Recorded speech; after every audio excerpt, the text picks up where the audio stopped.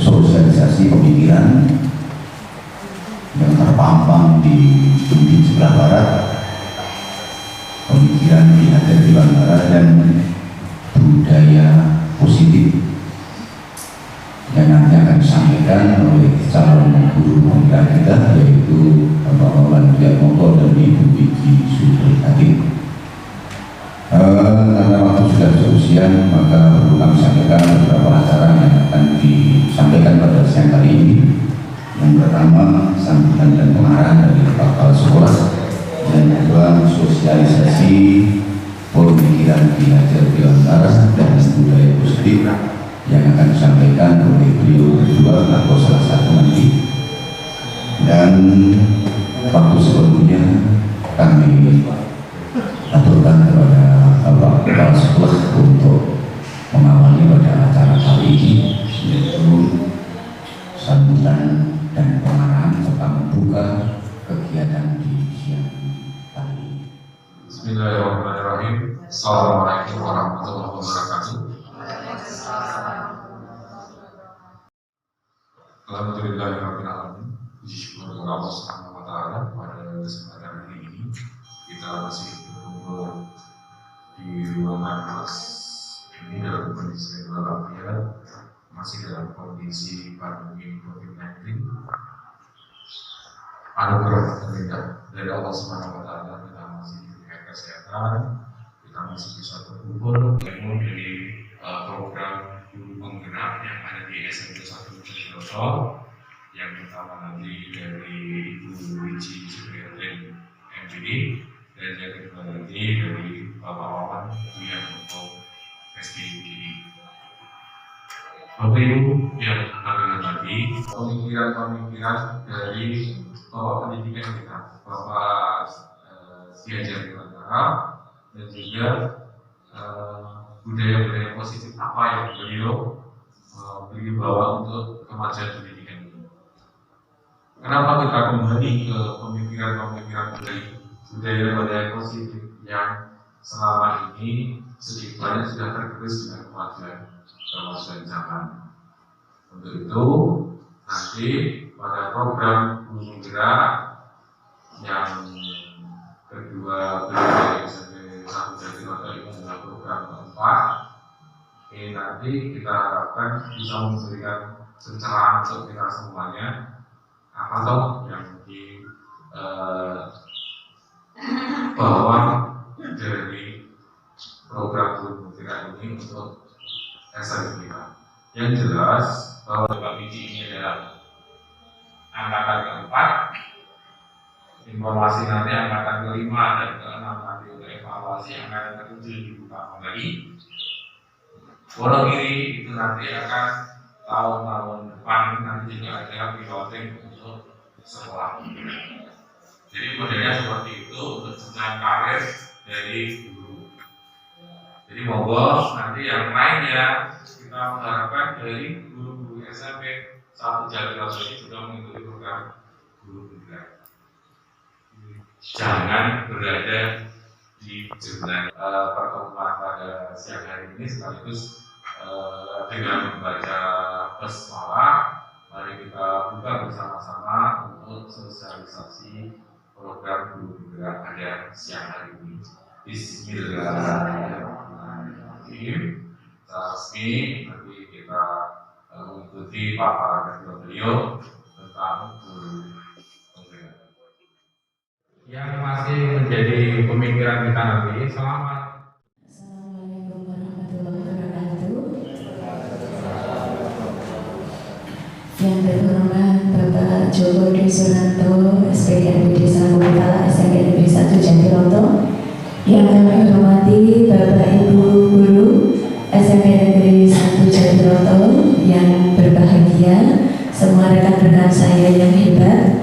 Pertama-tama marilah kita senantiasa memanjatkan puja dan puji syukur kehadirat Allah Subhanahu wa Ta'ala, yang mana pada kesempatan siang hari ini kita masih dipertemukan kembali, alhamdulillah dalam keadaan sehat walafiat, tidak kurang suatu apapun.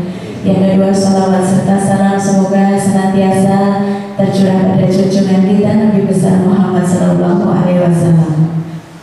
Bapak Ibu yang kami hormati, yang pertama sekali saya ucapkan terima kasih atas kerawuhan panjenengan sampun kersa rawuh wonten mriki. Kami berdua nanti di sini memberanikan diri untuk berdiri di sini bukan dalam artian kami ini sudah lebih tahu atau lebih pandai dibandingkan dengan Bapak Ibu, sama sekali tidak. Karena kami berdua ini didahului oleh Bapak Kepala Sekolah yang lama untuk mendaftar mengikuti seleksi guru penggerak angkatan 4 se-Indonesia, dan di Wonogiri sendiri ini adalah angkatan yang pertama, dan alhamdulillah kami lolos seleksi sampai dengan saat ini, mulai dari akhir bulan Oktober sampai dengan insya Allah nanti bulan Juli tahun 2022. Berarti pendidikan kami ini akan berlangsung selama 9 bulan, tapi nggak pakai 10 hari Bapak Ibu. Kemudian sampai dengan akhir bulan Desember ini, pembelajaran kami ini sudah selesai atau menyelesaikan modul 1, yaitu tentang pemikiran Ki Hajar Dewantara dan budaya positif. Nah, setelah selesai modul 1 ini, maka kewajiban kami adalah kami harus mensosialisasikan ilmu apa saja yang telah kami dapatkan selama pendidikan guru penggerak ini kepada instansi yang tempat kami bekerja. Dan untuk itulah pada kesempatan siang hari ini saya meminta waktu Bapak Ibu semuanya di tengah-tengah kesibukan untuk membersamai kami dalam sosialisasi pemikiran Ki Hajar Dewantara dan budaya positif yang akan disampaikan oleh pertama saya, kemudian nanti akan dilanjutkan oleh beliau Bapak Wawan Duyatmoko SPDI. Saya akan menyampaikan materi atau modul 1.1 dan 1.4. Langsung saja dengan tidak terlalu lama saya pengantarnya, kita langsung saja ke materi yang pertama.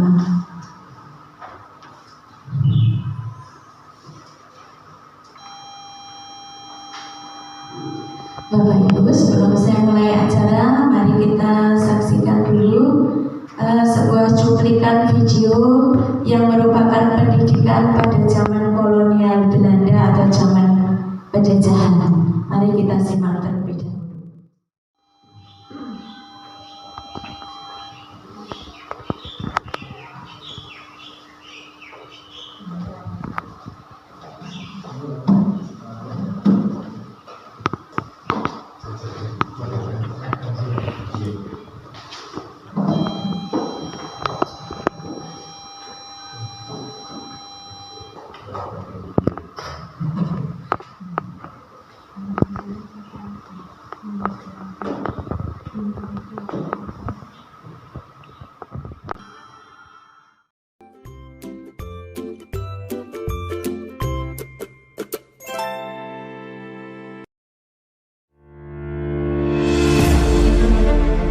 Salam dan bahagia, Bapak Ibu calon guru penggerak. Video ini akan menggambarkan tentang pendidikan zaman kolonial, sekaligus menjadi pengantar bagi Anda untuk berefleksi kembali perjalanan pendidikan Indonesia dari zaman kolonial hingga saat ini.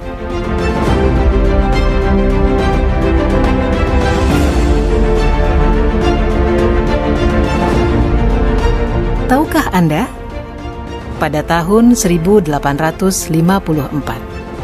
beberapa bupati menginisiasi pendirian sekolah-sekolah kabupaten, tetapi hanya untuk mendidik calon-calon pegawai.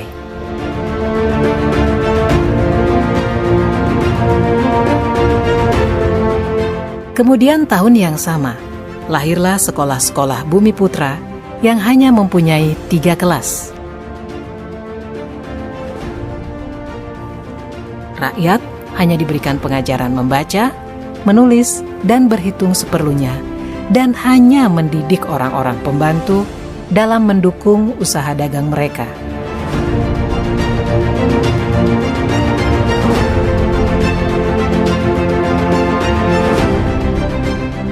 Pemerintah Hindia Belanda memberikan kelonggaran kepada para calon mudir dokter Jawa untuk mendapatkan pendidikan dan pengajaran. Namun, tahukah Anda mengapa?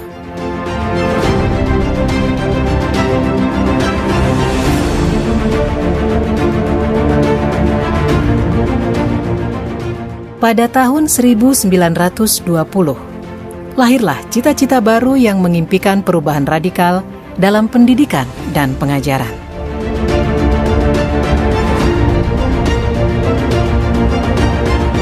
Dan pada tahun 1922, lahirlah Taman Siswa di Yogyakarta sebagai sebuah gerbang emas kemerdekaan dan kebebasan kebudayaan bangsa. Taman Siswa ada sebagai jiwa rakyat untuk merdeka dan bebas.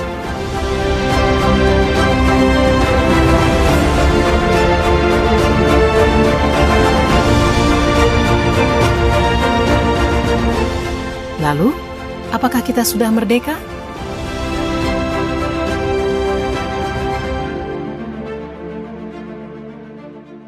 Video ini di pabrik-pabrik buatan Belanda itu.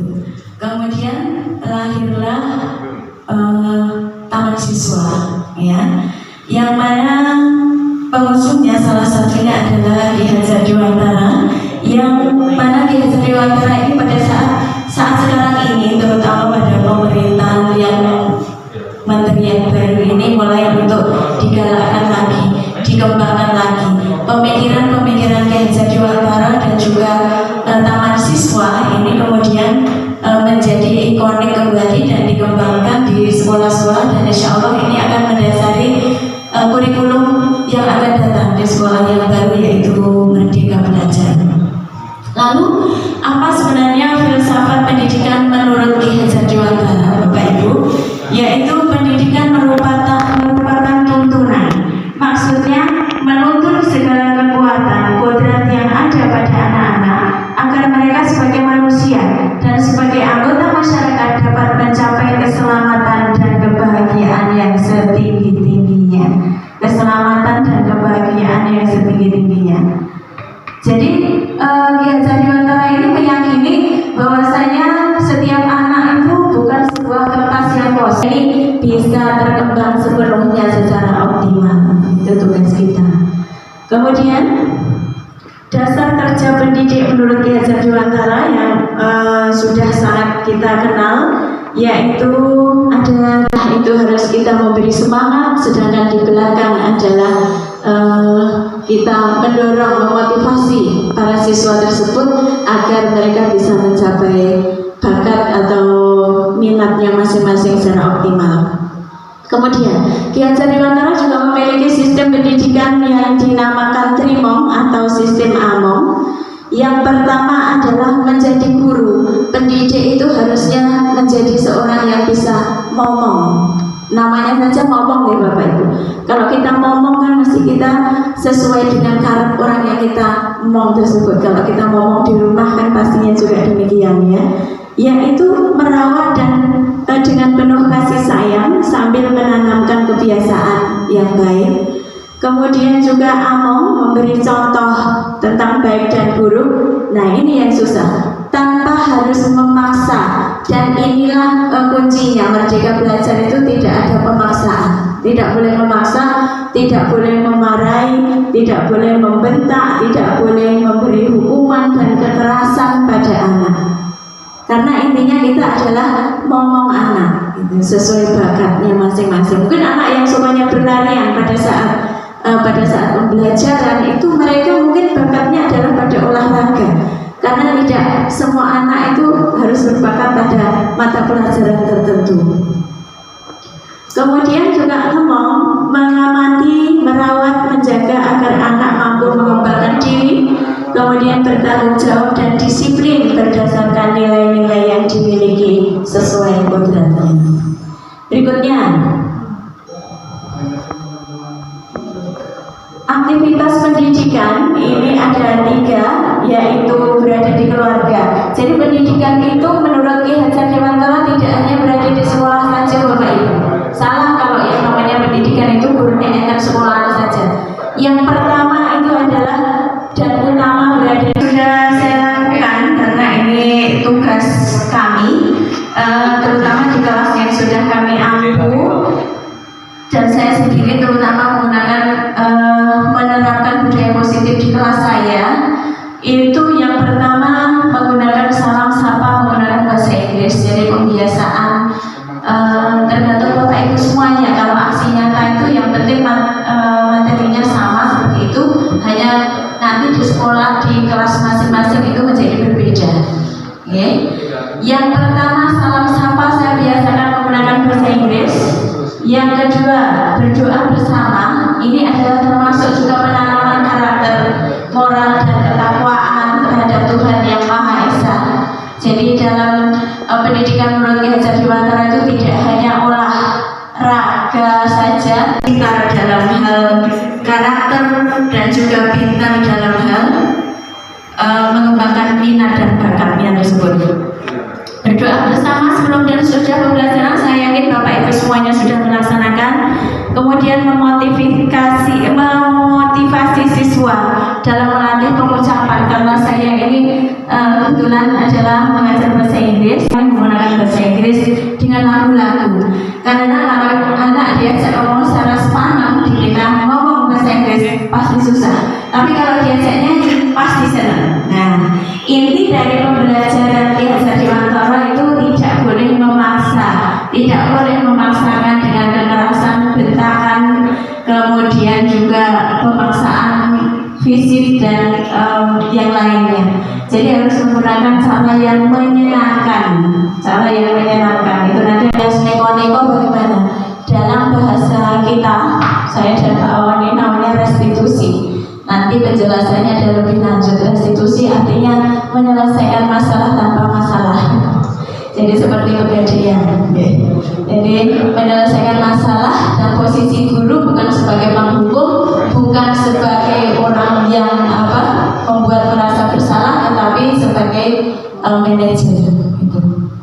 Kemudian pembelajarannya aktif, kreatif, inovatif dan dengan menyenangkan, memotivasi dan tentu saja memberikan pelatihan latihan penggunaan pronunciation atau pengucapan menggunakan bahasa Inggris melalui lagu-lagu. Jadi kalau kelas 8 sendiri itu pada masa sebelum pandemi ada saya mengajarkan lagu-lagu bahasa Inggris itu sehingga anak itu sampai hafal di luar kepala 1 tahun itu 6 lagu Bapak Ibu. Tapi karena ini masanya masih seperti ini masih baru 2 lagu. Dan jadi anak itu walaupun di rumah saat mandi saat apa itu secara tidak sadar ya nyanyi bahasa Inggris. Dan itu mengucapkan bahasa Inggris dan itu terlihat gampang karena sering kita praktekkan di kelas. Nah, seperti itu.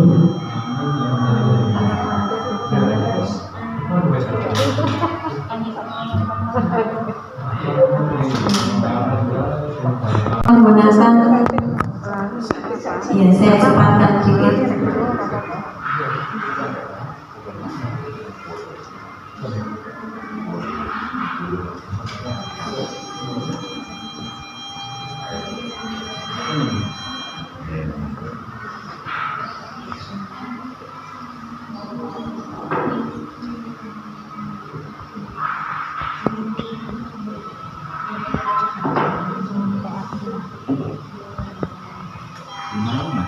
And match cards atau kartu menjodohkan untuk pembelajaran teks deskripsi.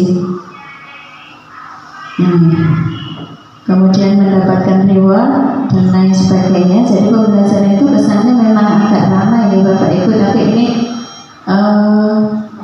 termasuk untuk yang anaknya menjadi aktif seperti itu.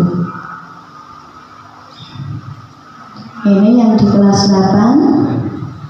Kemudian saya lanjutkan untuk yang kelas 9 juga saya praktekkan. Ini berada di kebetulan kelas 9G. Masing-masing pada awal pembelajaran, kemudian juga pemberian motivasi, kemudian juga menyanyikan lagu-lagu. Nah ini setelah itu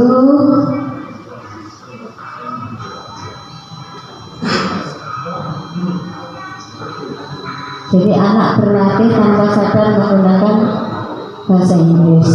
Kemudian dilanjutkan dengan pembelajaran menggunakan media file and match cards atau kartu bergambar, yang mana kartu ini harus menjodohkan.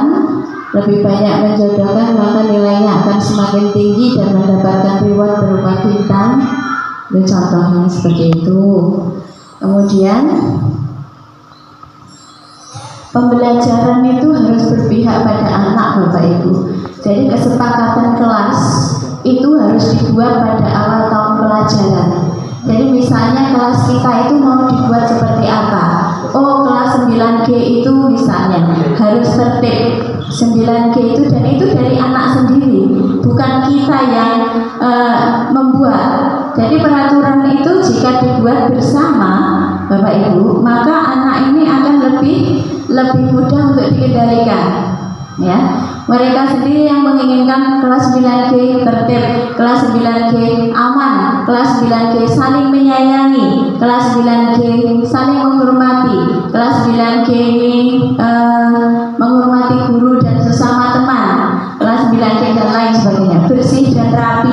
Jadi ketika mereka melanggar, maka ini kita kembalikan saja bagaimana kesepakatan kelas dan keyakinan kelas kita. Nah, ini adalah pada saat atau kesan dari siswa selama mengikuti pembelajaran yang sudah dilaksanakan seperti tadi Bapak Ibu. Nah, sayangnya suaranya tidak bisa terdengar dengan keras. Intinya mereka sangat menyukai pembelajaran yang aktif, kreatif, inovatif, inspiratif, dan menyenangkan. Itu pesan dari kelas kami, dari kelas 9G. Kebetulan saya menjadi wali di sana, jadi saya lebih banyak berkomunikasi dengan mereka. Untuk yang berikutnya, materi modul 1.2 dan 1.3 tentang peran dan nilai guru penggerak dan juga visi ya sekolah penggerak nanti insya Allah akan disampaikan oleh Bapak Wawan Wirmoko. Namun apabila ini nanti Bapak daripada pertanyaan kepada kami mohon dengan sangat untuk disampaikan saja, tidak usah ragu-ragu dan malu-malu. Sebisa mungkin nanti akan kami cari jawabannya bersama. Jika tidak bisa nanti akan kami tanyakan kepada yang lebih ahli di bidangnya. Demikian Bapak Ibu, banyak kekurangan telah saya menyampaikan materi yang pertama ini ya. Intinya bahwasanya Merdeka Belajar itu mengacu pada pendapat bahwasanya anak itu mempunyai kodrat masing-masing, dan tugas kita sebagai guru adalah mengembangkan bakat dan minat anak sesuai dengan kodratnya.